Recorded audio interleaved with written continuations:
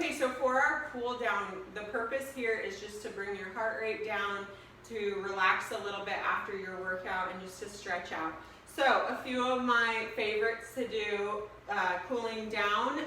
You can do a little bit of light cardio, so some walking, something to really bring that heart rate down if you were doing something a little bit higher intensity where your heart rate was up.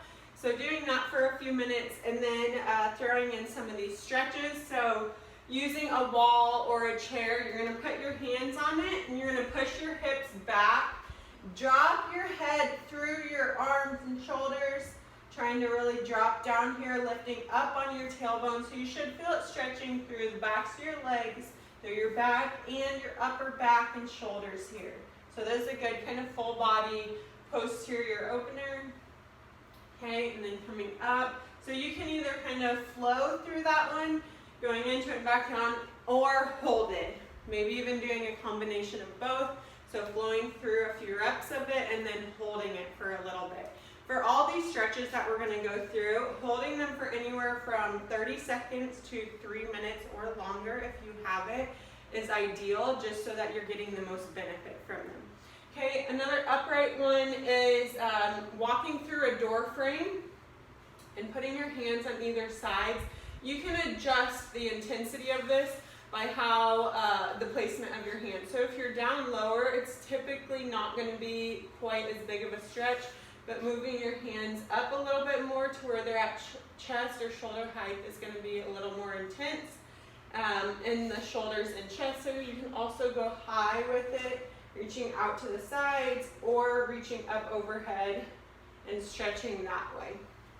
Okay, then a wide-legged forward fold. So if this does not irritate your pelvic area at all, if you had any pelvic pain, taking this wide stance. If it does, just go a little bit narrower with it.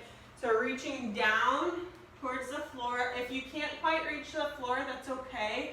You can either try bringing your feet wider or put something like a stack of books below your hands to rest them on, so it's not such a strain. So trying to lift up on your tailbone here to stretch through your hamstrings a little bit more.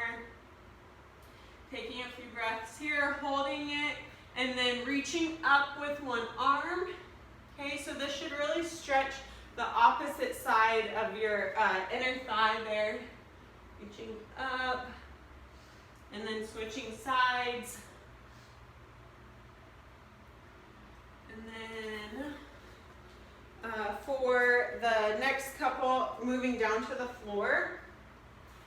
The Samson stretch here in a kneeling lunge position.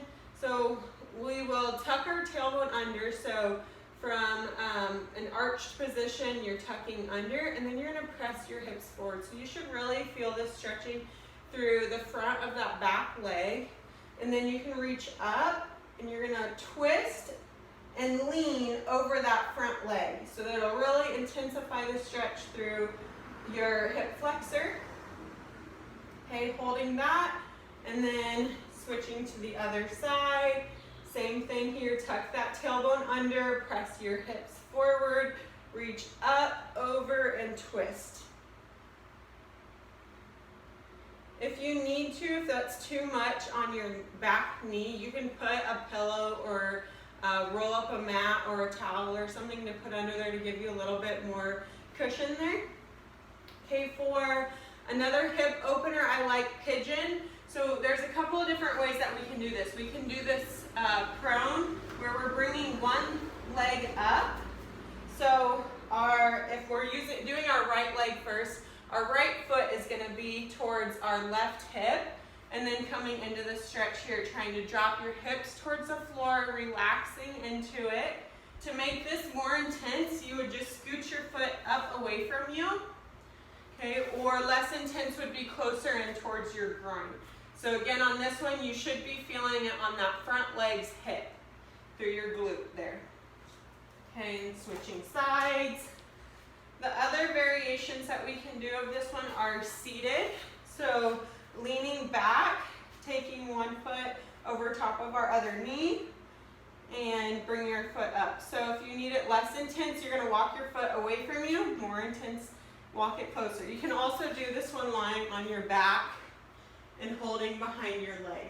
So whichever variation feels better for you, where you feel the best stretch, is going to be where you're going to benefit most. So those are some of my favorite cool down stretches to do after a workout.